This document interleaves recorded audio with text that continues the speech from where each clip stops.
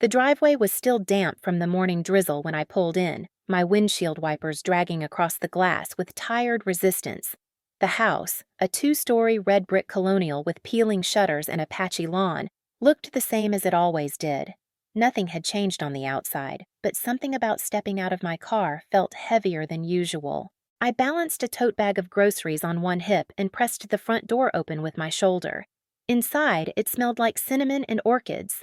Mom always had one of those plug-in warmers by the baseboard, and her prized orchids sat in ceramic pots across every windowsill. The air was thick with the mix of floral sweetness and dust. I could hear the soft whir of a space heater running in the back room. "Claire, is that you?" Mom's voice called faintly from the kitchen. "Yeah, it's me," I answered, kicking off my shoes by the mat. I didn't expect her to come out and greet me. She rarely did anymore. Saturday visits had become routine, expected. I would come by with food, check the mail, help with whatever paper mess was building up on the dining table, and leave without ceremony. The floor creaked under my steps as I walked into the kitchen. Mom was already bent over the sink, trimming dead roots off one of her orchid plants. Her gray hair was pulled into a bun, and a thin cardigan clung to her shoulders despite the heat inside. She turned only slightly. "There's a stack of stuff on the table. Can you look through it for me? I think some bills got mixed in with junk mail again." "Sure," I said, dropping the groceries on the counter. The dining room table was where everything in this house went to get lost. Letters, prescription notes, clipped coupons, tax reminders. I sat down and pulled the pile toward me, flipping through wrinkled manila envelopes, grocery flyers, a birthday card addressed to my dad, and unopened bank statements with red lettering. The chair creaked beneath me, the same one I used to do my homework in after school. Back then, I used to spread my textbooks across the whole table while Mom made lasagna in the kitchen and hummed whatever tune was stuck in her head that week. I didn't hum anymore. Outside, the clouds had gathered again, pushing out the soft slant of sunlight that had trickled in through the dining room windows. I could hear the tick of the hallway clock and the occasional squeak of the faucet as Mom rinsed another pot. I flipped past another flyer and then paused. Tucked between an old phone bill and a tax document was a thick, cream-colored envelope with the words "Estate Plan and Will" typed neatly across the front. It stood out, not just because of the weight of the paper, but the way it had been stuffed in carelessly, like someone didn't know what else to do with it. My thumb hovered at the edge of the flap. I wasn't looking for it. I hadn't even known it existed, but there it was. I glanced toward the kitchen. Mom was humming again. I couldn't place the tune. I looked back at the envelope and slowly pulled it out of the stack. The weight of it in my hands was strange, formal, cold. I didn't open it right away. I stared at the lettering. My name wasn't on the outside, but then again, neither was Madison's. I reminded myself I wasn't opening it because I was curious. That's what I told myself at least. I just wanted to make sure it was in order, that it hadn't been misfiled, that they hadn't overlooked something important. But the truth was, I'd always been the one to worry about things like this. The one who paid attention to expiration dates, who called customer service when the bill looked off, who kept the family calendar updated. The one who showed up. I slipped a finger under the seal and began to open it. The paper inside was stiff and slow to unfold. Somewhere in the house, the space heater clicked off. Silence settled, like the air holding its breath. I read the first few lines without really reading them. Legal phrases blurred past until I found the part that mattered. The section labeled Asset Distribution. I read it again, then once more. There it was, everything. The house, the car, the savings account, the contents of the safe deposit box. All of it, clearly named, was to go to Madison. Not a mention of me. Not even a line about division or shared inheritance. Just a sentence tucked neatly into the end of the paragraph. "We love both our daughters." That was all. I sat still for a long time, the paper open in front of me like a map to a place I wasn't invited. My fingers stayed curled at the corners of the page. I wasn't angry. Not yet. I wasn't crying. It was something quieter, something colder, like the sound of your own name not being said in a room you thought you belonged to. The paper was still warm from my hands when I stood up. I didn't fold it. I didn't hide it. I held it like something fragile that had already broken. Mom was still at the sink, rinsing out an old coffee mug. Her back to me, movements slow and practiced, like this day was just like any other. "Mom," I said, my voice quiet, almost hoarse. "Is this real?" She froze for a second, not long, just enough to notice. I saw her glance to the side, not turning around yet. "What do you mean?" I held the paper a little higher, not that she needed to see it. She knew exactly what I meant. "This," I said, "the will. It says everything goes to Madison."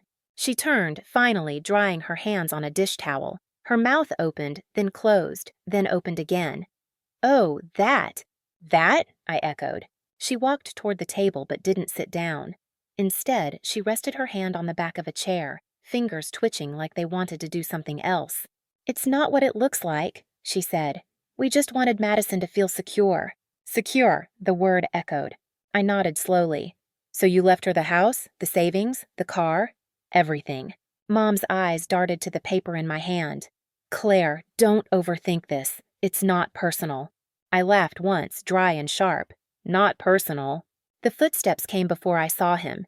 Dad entered from the living room, coffee mug in hand, the rim stained with creamer. He set it on the table like we were talking about the weather. "What's going on?" he asked, but not like he didn't know. More like he was waiting to see how loud it would get. I turned to him. "Did you both agree to this?" He sighed. Not an answer, just air pushed through his nose. "You're doing fine, Claire. You've got a steady job. You're good with money. Madison's still trying to figure things out." I stared at him, the edges of the paper curling slightly in my hand. "She's 32, I said. "She's changed jobs 4 times in 2 years. She forgets to pay her phone bill." "She's just not as grounded," he said, as if that were a trait you were born with. I thought of the winter I drove through a snowstorm to bring Mom her medication because the pharmacy messed up the delivery. How I stayed the night on the couch because the heater went out and I didn't want them to wake up freezing. I thought of the roof I helped patch the following spring, balancing on a ladder with a hammer in my hand while Dad pointed from below. The shingles were heavy. I did it anyway. I thought of the day I transferred money from my account into theirs because the mortgage had fallen behind, and no one told me until the second notice arrived in my mailbox by mistake. I looked at my mother. Her hands were now folded in front of her, tight like she was trying to hide the tremble. "I just thought," she started, "we should make sure Madison feels supported. She's had a harder time, emotionally." "And I haven't?" I said. She blinked, but didn't answer. I felt the sting in my throat rise, hot and small. "Do you think it was easy working double shifts to cover your mortgage? Do you think it felt good to sleep through lunch so I could afford groceries for both of our homes?" "Claire," my dad began. "No," I cut in, calm but clear. "This isn't about me doing fine. It's about you assuming I'd never need anything back." Mom stepped forward, her voice soft. "It's not that we don't appreciate what you've done." "But it's not in writing," I said. "Nothing is." They didn't respond. I lowered the paper to the table and laid it flat, like something sacred. I didn't rip it. I didn't crumple it. I let it sit there between us, a quiet line drawn in print. "Thank you," I said, and they both looked up. "For showing me where I stand." Then I picked up my bag and walked toward the front door. I didn't slam it. I didn't rush. I just left the house the way I came in. Only this time I didn't plan on coming back. The silence stretched for 2 weeks. No texts, no missed calls, no emails. It was as if I had walked out of their house and disappeared, and they were fine pretending I had never existed. A part of me thought maybe Mom would call, just to check in. Maybe Dad would send a short message, something casual like he always did. Even Madison might have sent one of her vague, emoji-filled blurbs trying to smooth things over. But nothing came. In the evenings, I sat in my apartment with the lamps turned low, sipping tea that went cold before I finished it. The quiet was sharp, not comforting, but I didn't reach for noise. I let it stay. The only sound that kept returning was the soft chime of my phone when a bill reminder popped up. Internet, gas, electric. The same routine notices I'd been receiving for years. I opened one from the bank without thinking and saw the familiar charge for the house mortgage. Automatically deducted on the 15th. My stomach didn't drop. My hands didn't shake. I just stared at the number for a long moment. Then I opened the banking app and tapped into the joint account settings. My name stared back at me. It always had. I clicked the button that said Remove Authorized User and confirmed. A second screen asked if I was sure. I was. That same afternoon, I called the utility companies. I had all the account numbers memorized: water, gas, trash, internet. I gave them each the same sentence, calm and practiced. I need to cancel automatic payments. I'm no longer responsible for this property. Some of the reps asked for a reason. I kept my replies short. Family change, I said, or just no longer needed. After the last call, I stood in the center of my living room. Light poured in through the window, brushing the floor in warm stripes. The apartment smelled faintly of oranges and clean laundry. There was no dramatic rush of liberation, no tears. Just a soft, unfamiliar stillness, like taking off a coat I hadn't realized I was wearing indoors. That night, I deleted every scheduled reminder from my calendar. No more due dates, no more check-ins. I even went into the Notes app on my phone and erased the list I had kept: account numbers, passwords, login instructions for everything under my name that kept my parents' home running. It felt like erasing the blueprint of a life I had built for someone else. I ate dinner at the small table by the window, alone, like always. Just a plate of roasted vegetables and leftover chicken, nothing special. I didn't rush through it. I didn't eat standing up between phone calls or budget spreadsheets. I watched the street outside turn from pale gold to muted gray as the sun disappeared behind the trees. A neighbor across the way turned on their porch light. Somewhere below, a car door slammed, followed by the low hum of conversation and footsteps heading inside. I wasn't lonely. I wasn't angry. I was just separate now. Separate in a way that felt clean, not cruel. The next morning, my phone lit up while I was slicing an apple. A message from Dad. "Claire, the mortgage is due this week. Can you transfer it? Deadline's Friday." No greeting, no mention of what had happened, just the request, as if nothing had changed. I stood at the counter with the knife still in my hand. I read the message twice, then opened the thread and typed back. "I think Madison can handle it. That house is hers now, right?" I didn't wait for a response. I didn't check again. I set my phone down beside the sink and finished cutting the apple. The slices fell neatly into the bowl. The light in the kitchen shifted as the clouds moved. I watched the faint shadow of the blinds crawl across the floor, slow and steady. There was no rush anymore, no list waiting, no one pulling on me from somewhere else. The silence that followed wasn't loud or bitter. It didn't press on my chest. It just was. And for the first time, that felt enough. The first message came on a Tuesday morning while I was folding laundry. "Claire, the internet's not working. Do you know the password? Madison can't figure it out." I stared at the screen for a moment, then placed the phone face down on the counter. The soft hum of the dryer rolled on in the background, warm air rising from the vent. The next one arrived that afternoon. "Landline's been disconnected. Not sure what happened. Your mom says she didn't change anything." Then another. "Power company sent a late notice. Did something get missed?" Each one carried the same tone, vague urgency, a quiet assumption that I was still orbiting their world, ready to fix whatever had started to fall apart. For years, I had been their silent support beam. When Madison forgot her car registration, I paid the fee and overnighted the form. When the refrigerator stopped working, I researched repairmen, booked the visit, and covered the bill when Dad said he hadn't gotten around to checking the account. I had memorized their cable provider's customer service line, knew the backup login for their insurance portal, and kept track of trash pickup days from a different zip code. They never asked how I managed it all. They just handed me the weight and assumed I'd carry it. This time, I didn't respond right away. Outside, the sky had turned that flat shade of gray that dulls everything.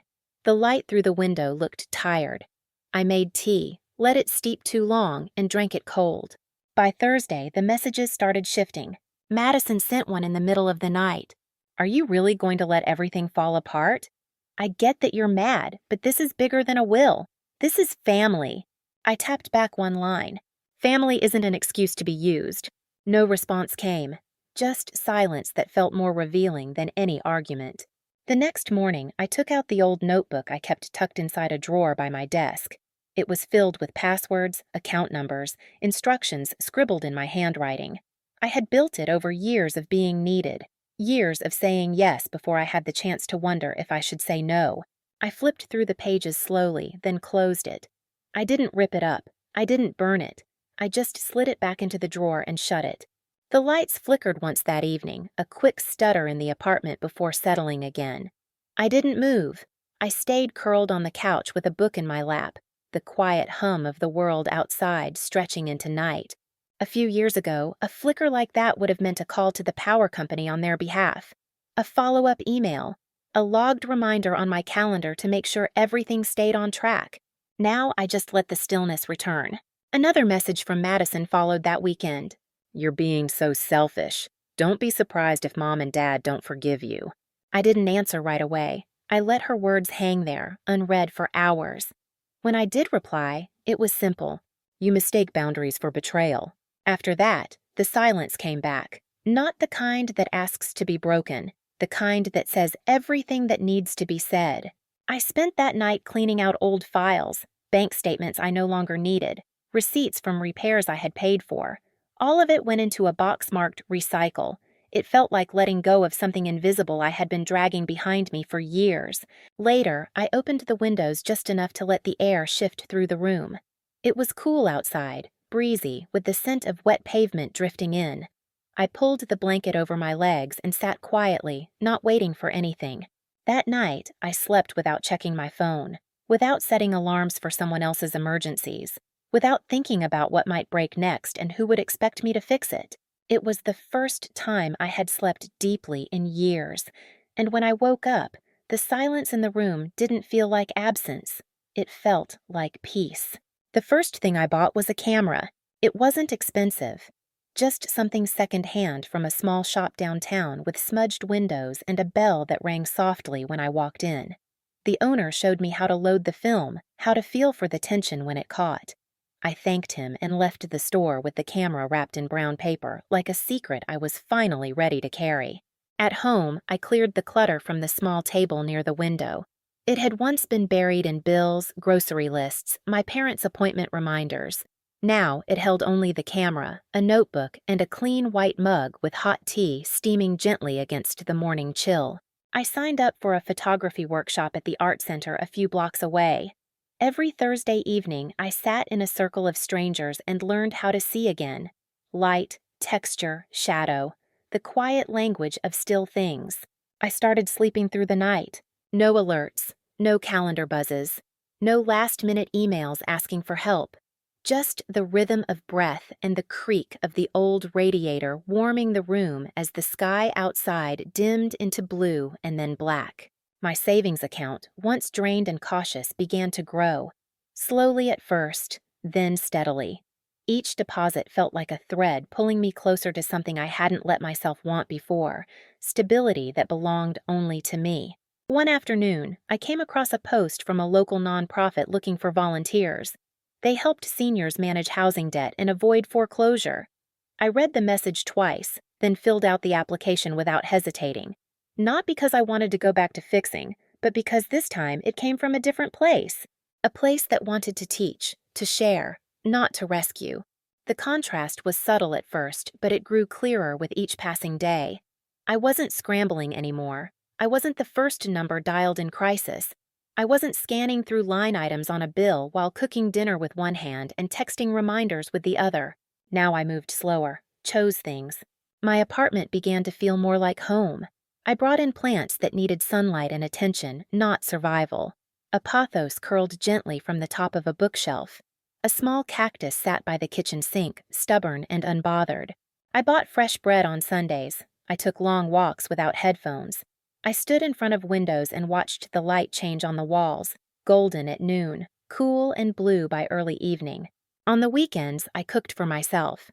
Nothing fancy. Roasted vegetables, simple pastas, warm soups that filled the space with quiet comfort.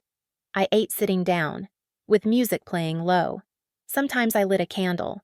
The notebook I used for workshop notes began to fill with sketches, ideas for photo series, small quotes I heard in class that made me pause.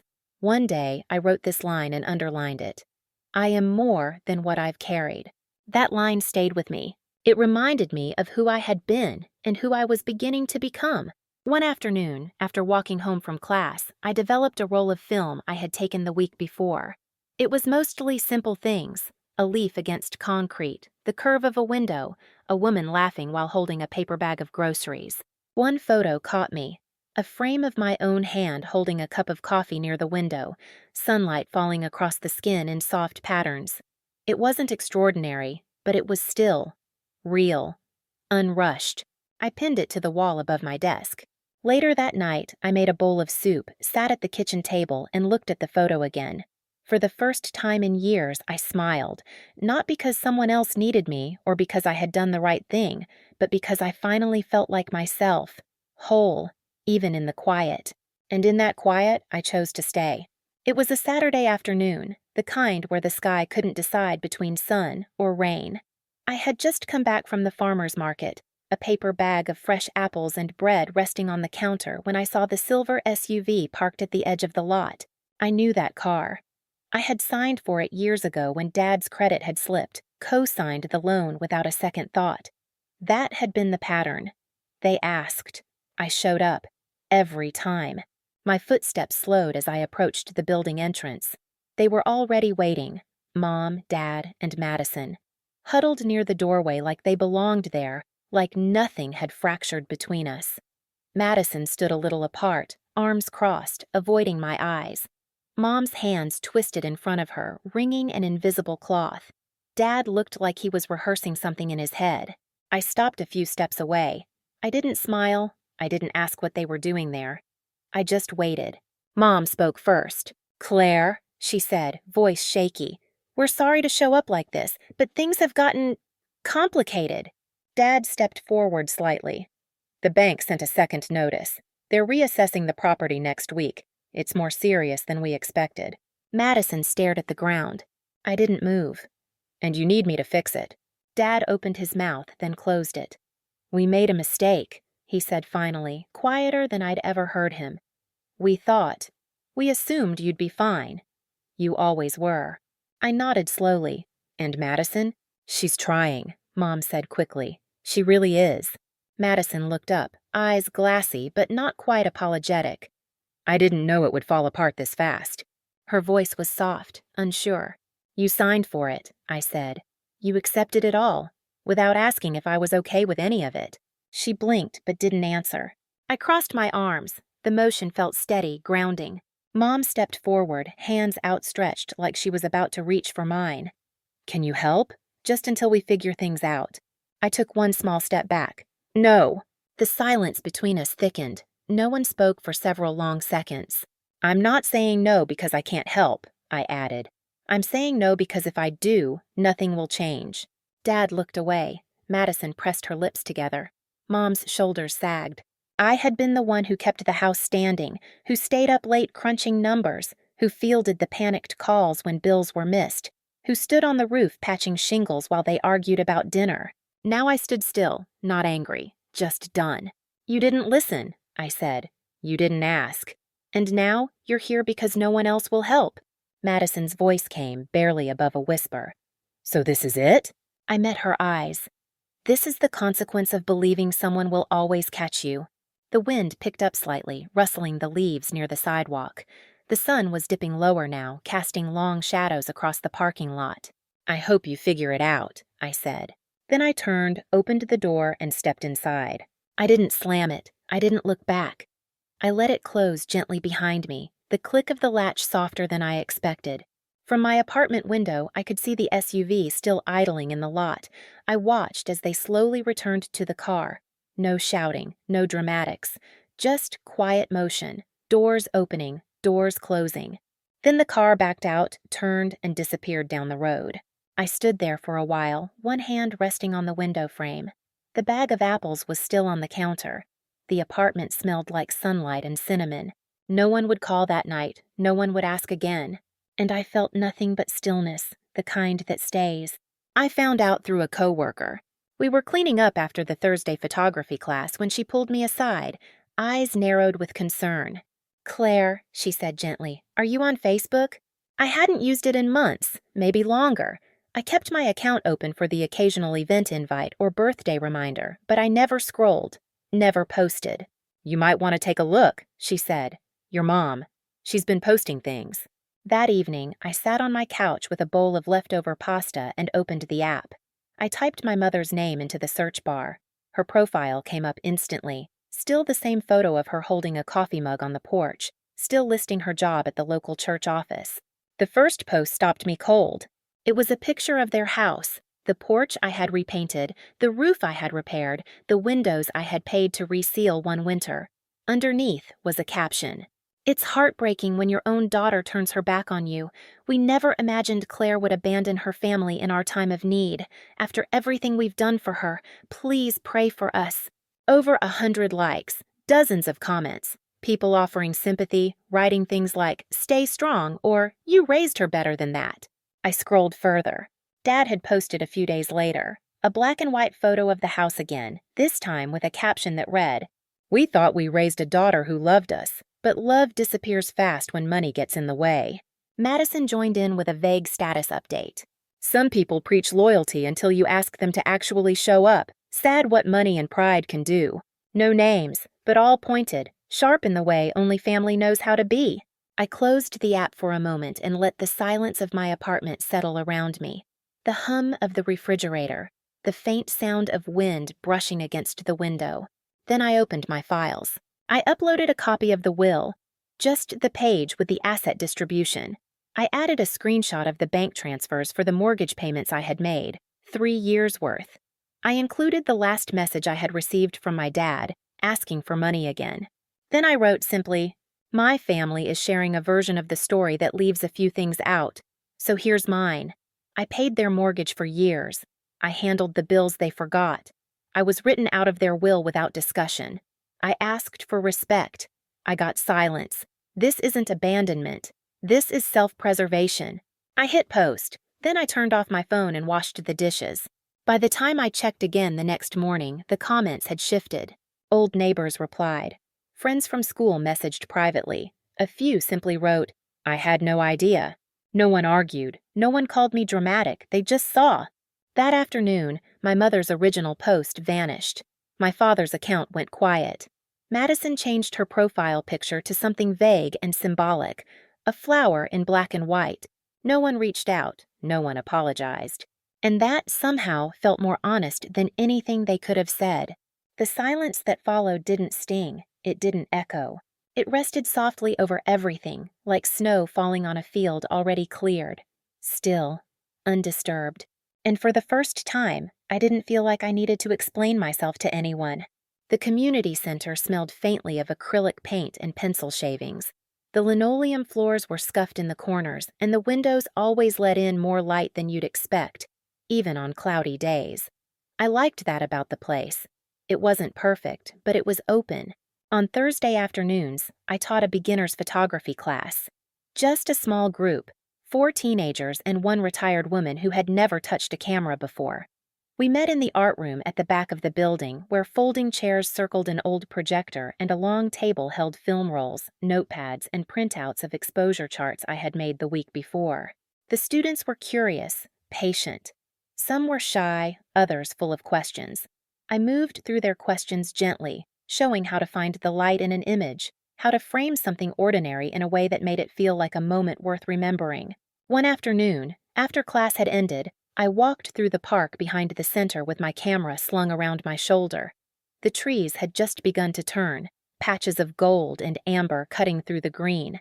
The air smelled like damp leaves and something sweet baking from the cafe across the street. I paused near a path where a boy, no older than 5, was running through a pile of leaves, his arms outstretched, sneakers kicking color into the air. A woman stood a few feet away, laughing, reaching for him just as he fell into her arms. I lifted my camera and took the shot without thinking.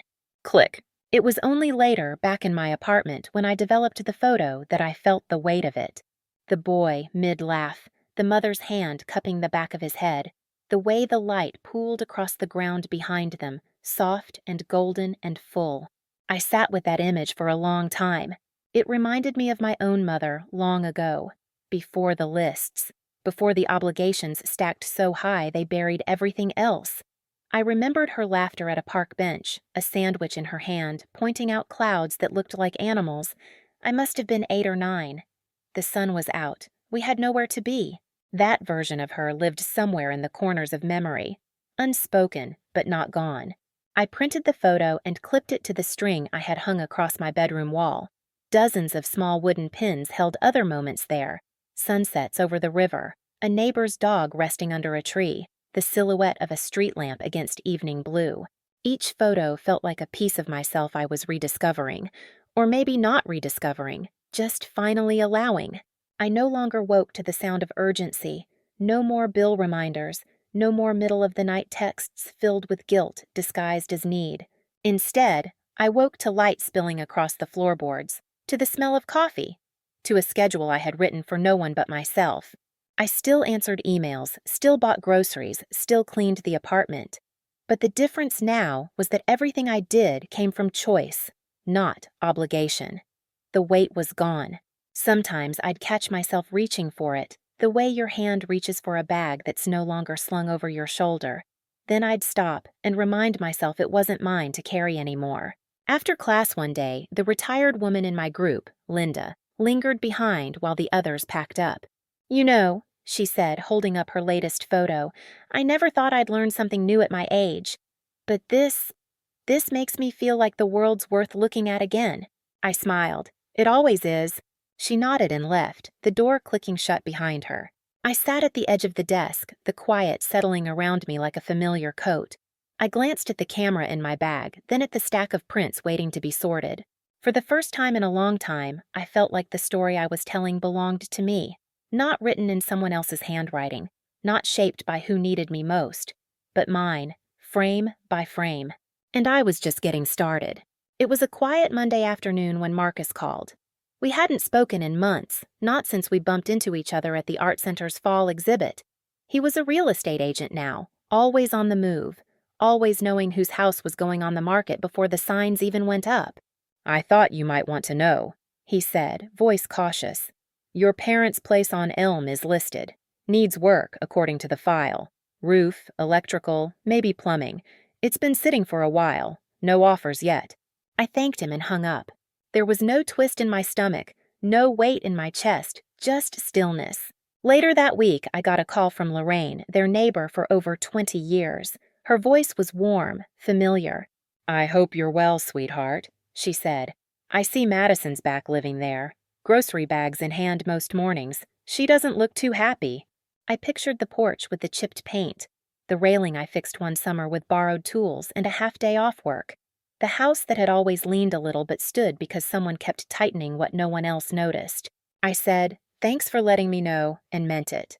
That evening, I took my camera and went for a walk. The air was cold but gentle. Wind tugged softly at my coat. Leaves clung to the last branches of the season, and the pavement was scattered with the ones that had already let go.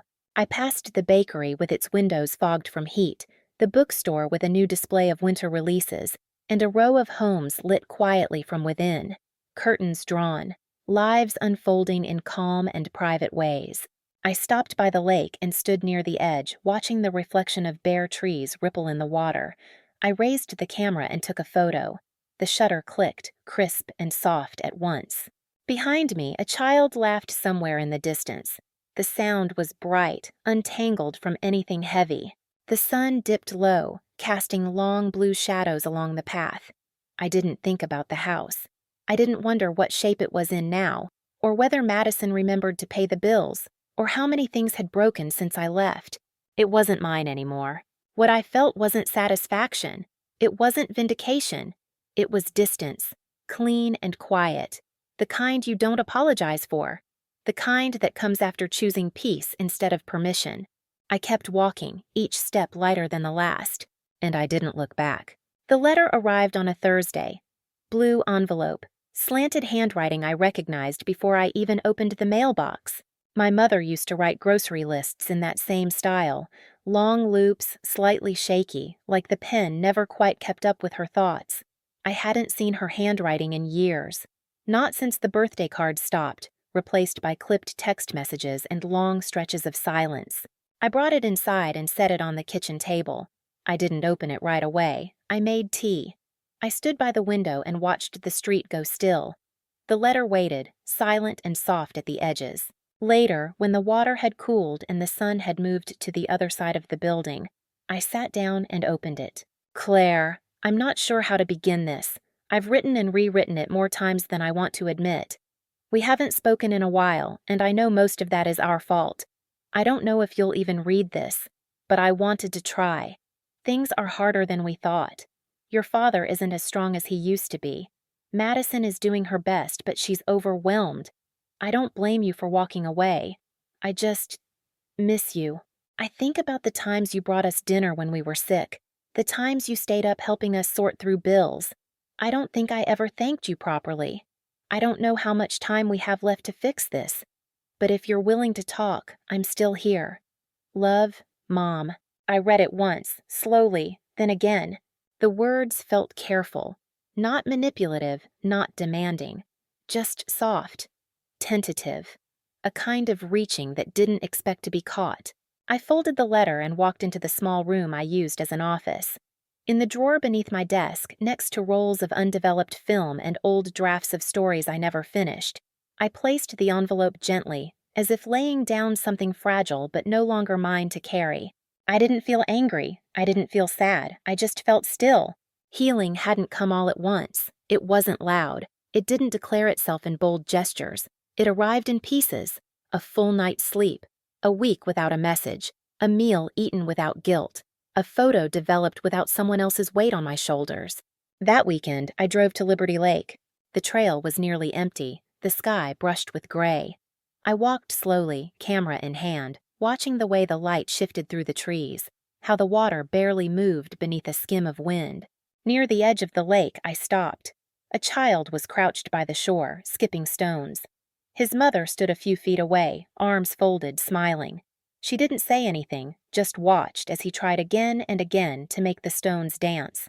I raised my camera and captured the frame. The boy, the still water, the hush of the day. When I lowered the lens, I breathed in deeply. The air smelled like pine and distant rain.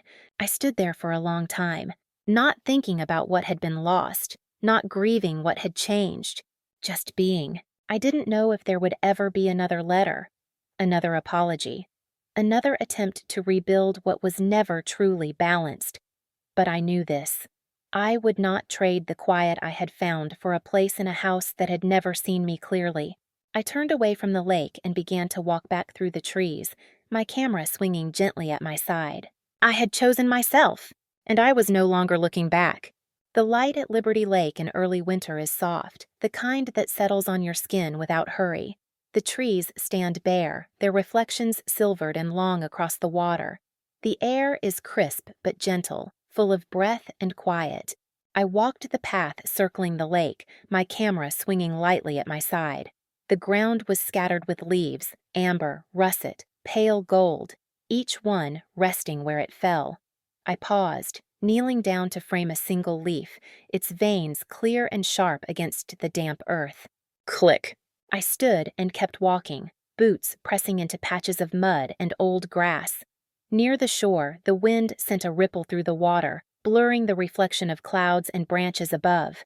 I lifted the camera again, catching the way the world seemed to fold into itself. Uncomplicated, unafraid. Ahead, a child's laughter floated across the water, brief and clear. His mother's voice followed, softer, calling him back from the edge. I watched them for a moment, a silhouette of hope in the fading light. For a moment, it was enough just to witness, not to hold or fix or protect. I remembered how I once believed family was a matter of how much you could carry. I thought love was measured by sacrifice, by showing up even when it hollowed me out. For years, I was the silent current beneath the house, steady and unseen. I thought I had to be. Now, as I move through this quiet, I know better. Family is more than endurance. It is respect. It is being chosen, not just needed. It is being seen for who you are, not only for what you give. The wind shifted, colder but not unfriendly. I tucked my hands into my pockets and let my shoulders relax. The path ahead was clear and open, the sky holding the last light of day. I turned my camera off and walked the final stretch in silence, breathing in the peace I had built for myself. The light is different now, and so am I. Sometimes the hardest kind of love is the one that chooses distance over duty. In this story, you followed Claire as she stepped away from a life built around quiet sacrifice and toward one rooted in clarity, self-worth, and peace. What began as a painful discovery slowly unfolded into a story of quiet strength, where healing wasn't loud or sudden, but made of small, deliberate moments. Claire didn't abandon her family. She simply chose to stop abandoning herself. And in doing so, she discovered that real love must include respect, choice, and the courage to let go of what no longer serves you. If this story spoke to something in you, feel free to share your thoughts, leave a comment, or pass it along to someone who might need it. And if you'd like to hear more stories like this, be sure to subscribe for the next chapter.